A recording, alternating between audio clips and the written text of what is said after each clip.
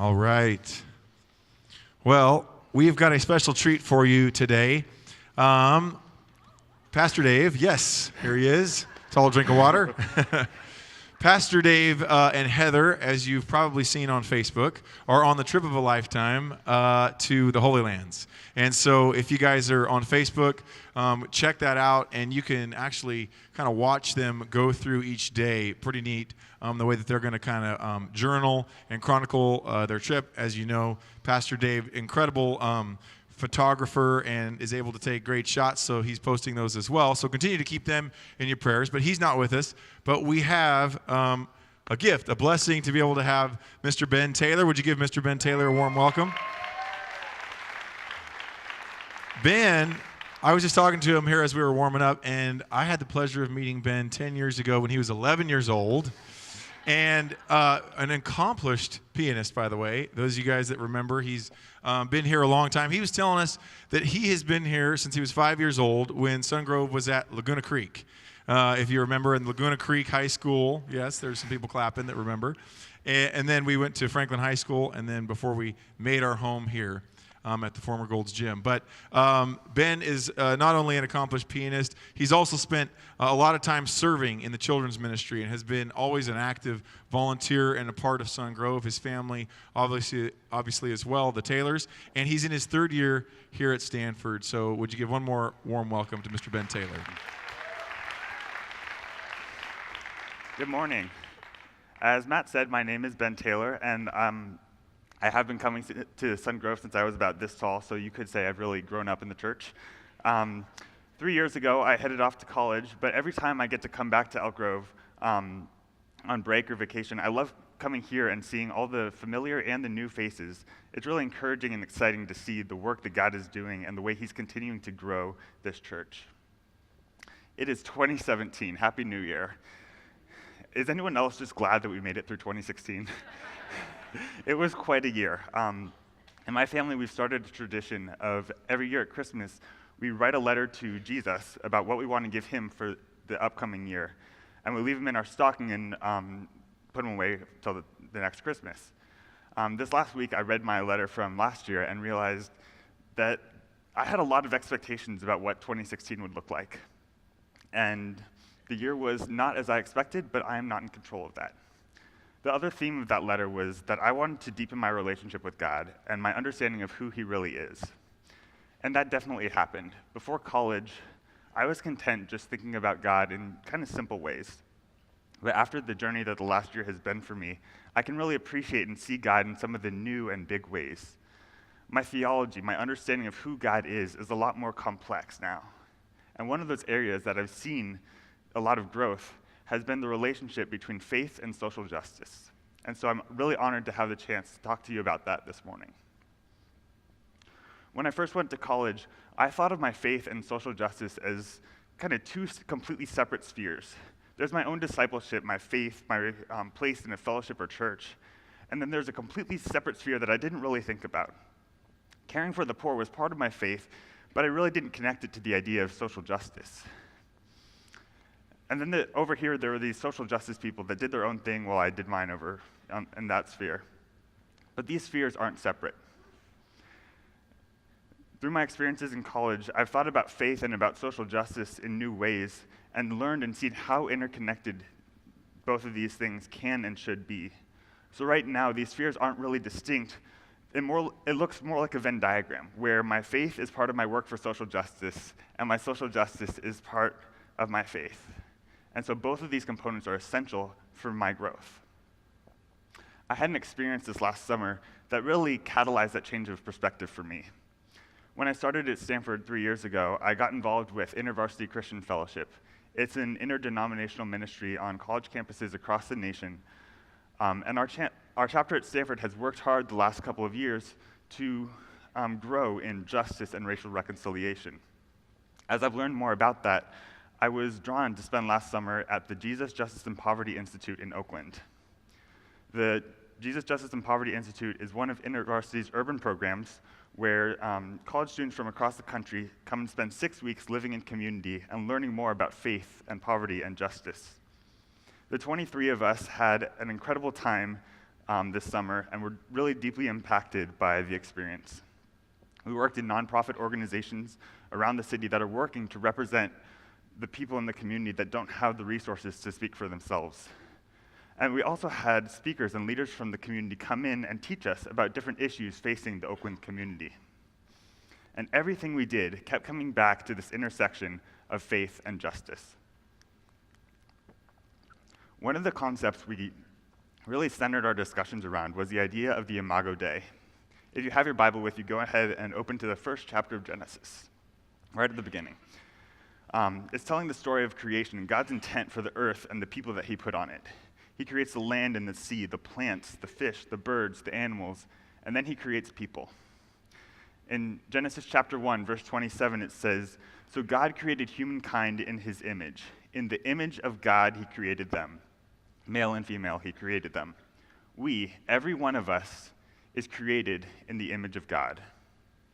The Latin phrase Imago Dei is the theological term for the image of God. It denotes the way that we were created.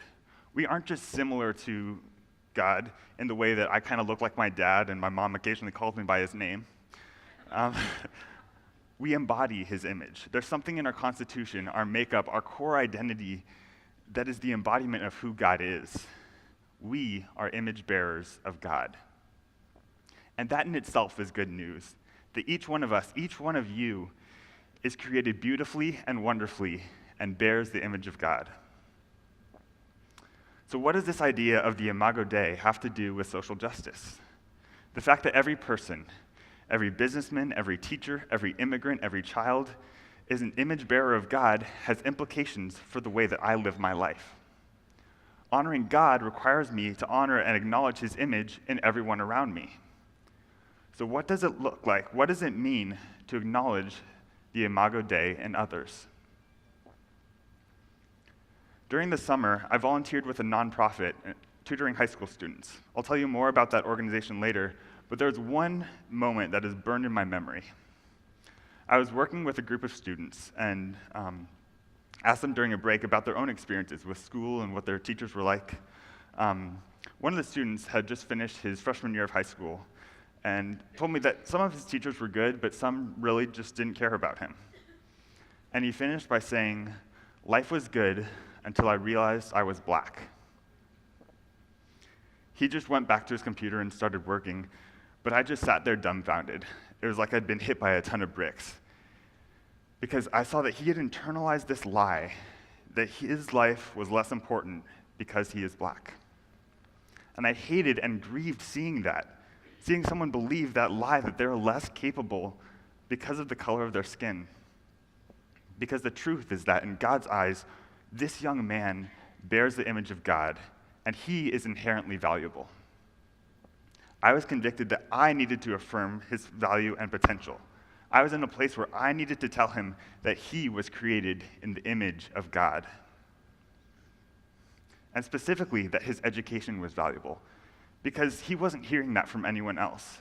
In that moment, I needed to support him and to stand against the forces of the world that are trying to diminish the image of God in him. That interaction really challenged me because I had this one conversation with one student, but how many others have a similar story? I realized that caring for others does not just mean what I can do for an individual, but also includes what I do for whole groups of people.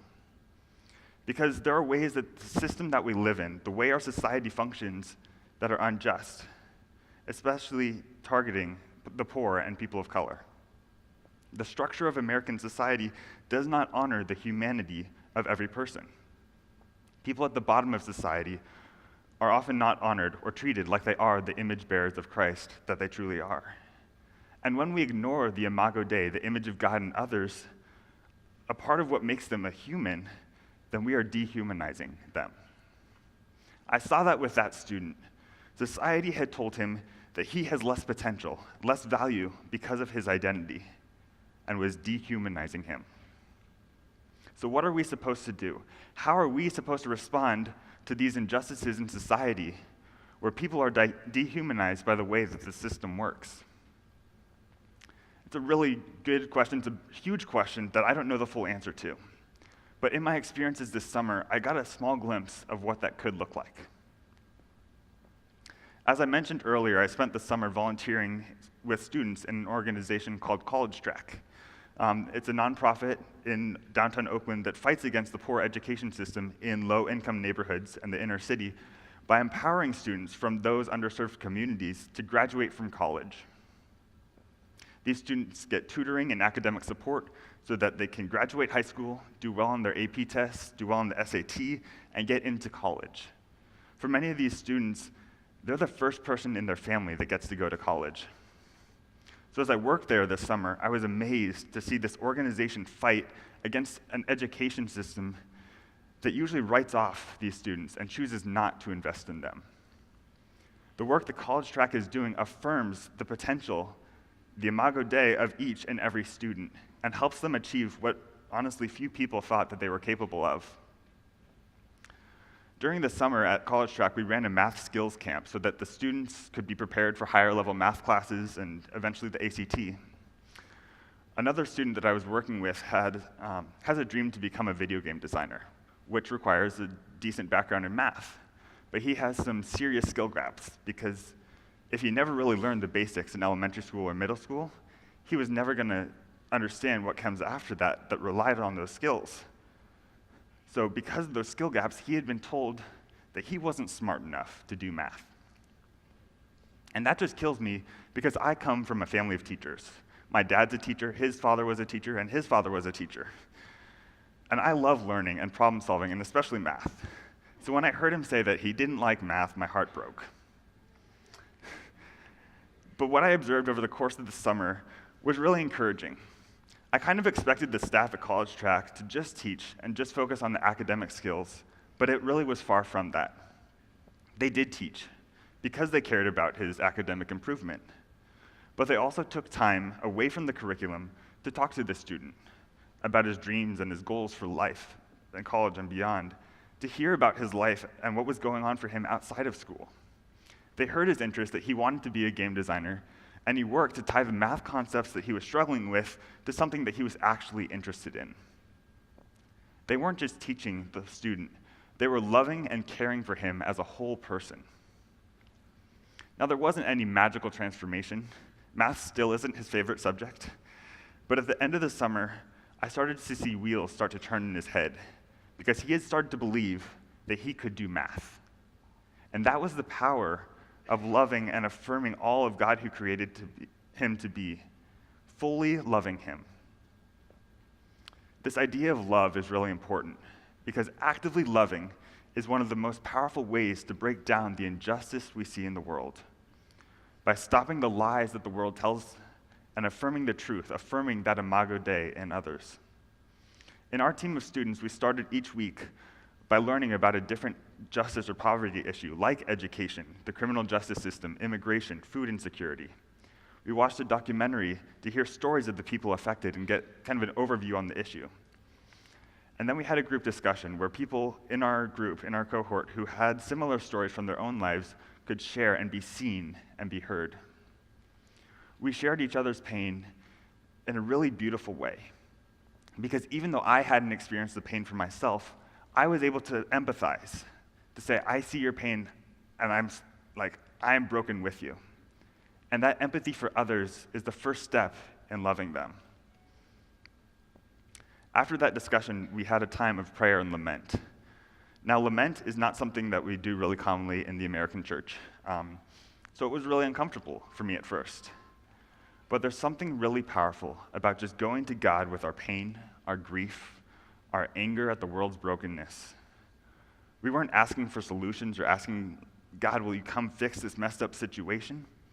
We were just sitting together in our sadness and rebuking the lies that the system perpetuates, these lies that diminish the imago Dei in others. We rebuke the lie that black children have less educational potential than their white peers, and then had the chance to affirm my black brothers and sisters in the group for who God made them to be. We rebuke the lie that immigrants are less valuable or less important, and remember the biblical command to give special care to the immigrants and poor in our land. We repented as a group collectively for the pain that has been inflicted on the Native American community under the guise of Christianity, where missionaries tried to eliminate Native traditions and cultures with this mindset of killing the Indian to save the man. And then we affirmed the Navajo sister in our group that her culture and her identity is good and reflects the image of God. It was powerful to call out those lies and see healing at work as people within our team were affirmed for their value and identity. As we prayed and lamented together, I saw an incredible picture of what love looks like. Love is action based on empathy. It's saying to others, I see you, I hear your pain, I treasure your story, and I'm going to do everything in my power to help you. But I learned over the summer that there's multiple levels to my love for others.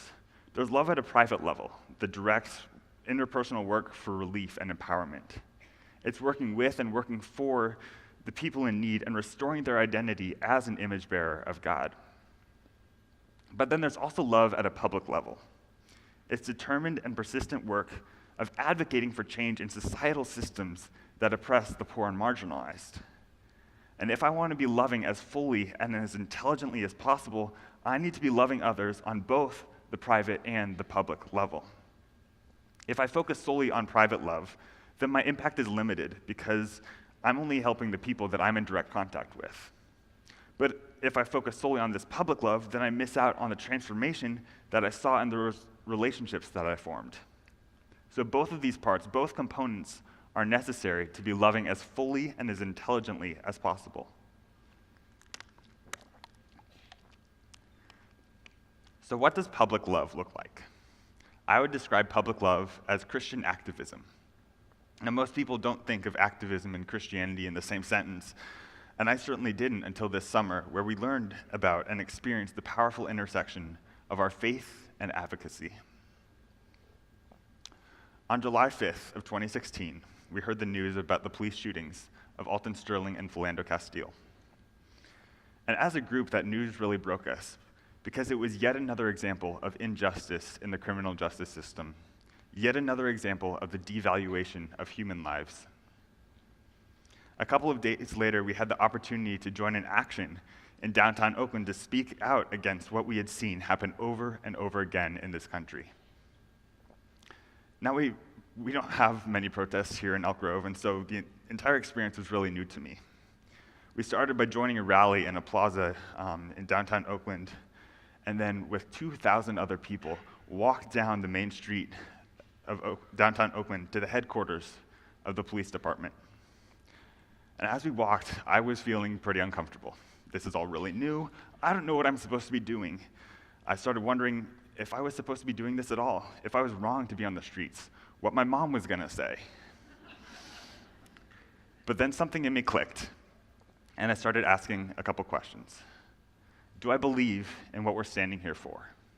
Yes, I do. And if I believe it, why shouldn't I be here? How could any aspect of my personal life be more important than the collective good of other image bearers? And so I stayed. And what I witnessed at that action was incredibly powerful. It was indescribably beautiful. From the outside, it looked like a protest, but in that moment, I also saw prayer. I was standing about 4 or 5 feet from a line of police, and my arms were linked with my Filipino brother on my left and my black sister on my right. We were a group of people unified by our faith, standing in solidarity with a community that is broken and hurt, standing together to affirm the value of Black lives, to proclaim loudly that Black lives matter. Now, I'm betting for many of you, that's the first time, you've never heard someone say that Black lives matter from up here at a church before, and hearing that may be uncomfortable, but stick with me. There were a couple of InterVarsity staff from colleges around the area with shirts that say Black Lives Matter on the front, and right below that they said Imago Dei. And a couple of them went up and walked to the line of police and walked along it, and one by one read the back of the shirt to them. The back of the shirt says Imago Dei, a theological term applied uniquely to humans, which denotes the symbolical relation between God and humanity. The term has its roots in Genesis 1:27. Humans are in the image of God in their moral, spiritual, and intellectual nature. Black lives are made in the image of God. It was incredible to see that affirmation be proclaimed publicly. It wasn't about any political position, it was about our faith, what the Bible says about the inherent value of those lives. Because of the transformation we had experienced, the relationships we had formed in our work, we were actively calling for change on a systemic level. And in that, we were loving publicly. So those two paradigms of love, the private love and the public love, are essential to my work for justice. It reminds me of a verse in Micah, where the prophet Micah is sharing with Israel what God is calling his people to do. In chapter 6, verse 8, it says, "He has told you, O mortal, what is good. And what does the Lord require of you, but to do justice, and to love kindness, and to walk humbly with your God?" To do justice. Not to think about justice, not to just pray for justice, but to get up and do justice. To actively love, publicly and privately. To stand up for the image bearers who are oppressed and marginalized. As the summer program was drawing to a close, I felt like I learned so much, but I didn't know exactly what doing justice would look like back at home in my normal life, back on campus. Then one Sunday, we went to a predominantly black church in in Berkeley. The pastor, Michael McBride, was preaching about the need for rest and healing in our communities. And he was saying that our society is built for a certain type of person. And if you don't happen to be that type of person, if you don't happen to be white, male, educated, landowning, and wealthy, then the system wasn't designed for you. It wasn't designed to value you. And as he said that, I'm looking around the room. I see I'm one of maybe 10 white guys there. And I'm thinking to myself, okay, purely hypothetically, what if someone happened to be a wealthy, educated white male? And it's like the pastor heard my thoughts, because the next thing he said was, if you happen to be all of those things. And I'm sitting at the back of the auditorium, and he stares right at me and says, then it is your responsibility to use the privilege that you have been given to help liberate everybody. That just hit me. Like, you couldn't get more clear than that. That's what it means for me to do justice. It is my responsibility to use the privilege that I have as an educated white male to help liberate everybody. But I want to go deeper. I want to know how I do that. How can I do that? This question lingered in my mind. How can I use the power and privilege that I have to do justice? I don't know the answer to that question. I don't know exactly what I'm supposed to do for the rest of my life that could do that. But I don't need to know the answer to that question right now. Because as one of the staff for the program pointed out, I don't need to, and I really can't have this all figured out right now. I'm only 21 years old. I'm in my third year of college. I don't know what this next year is going to look like, much less the next 20 or 30. But if I want to continue doing justice, I need to keep asking that question.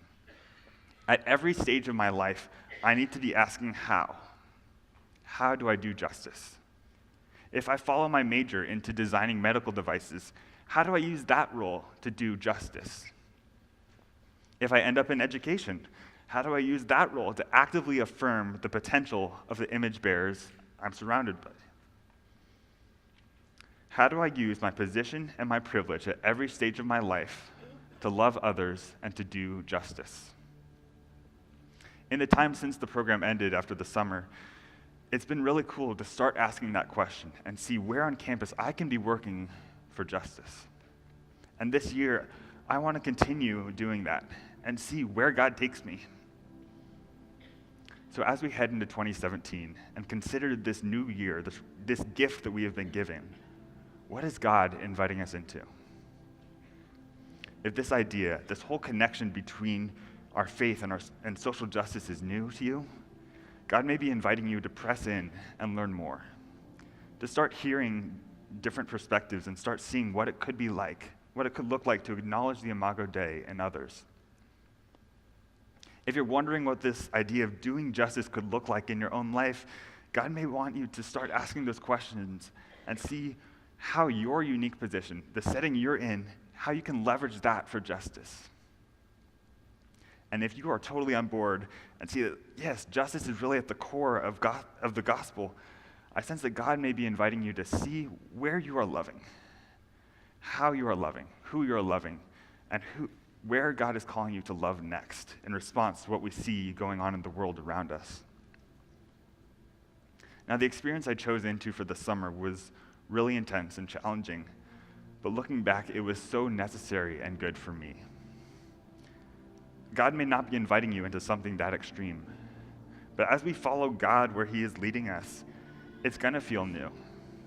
That's part of our faith. We're leading where he's following, and it's going to feel new. Getting displaced out of what we're familiar with, it'll be uncomfortable. It'll be challenging. But in that struggle, in that challenge, there is transformation. God wants us to grow in this. He wants us to have his eyes for his people, to have his heart for the poor and the marginalized, so that we can fully love, to recognize and acknowledge the Imago Dei in others. Will you pray with me? God, thank you for this new year. It's such a gift to be able to start this new year on January 1st, celebrating you and acknowledging the work that you are doing. And we ask, as we consider this new year, resolutions, what we want this new year to look like.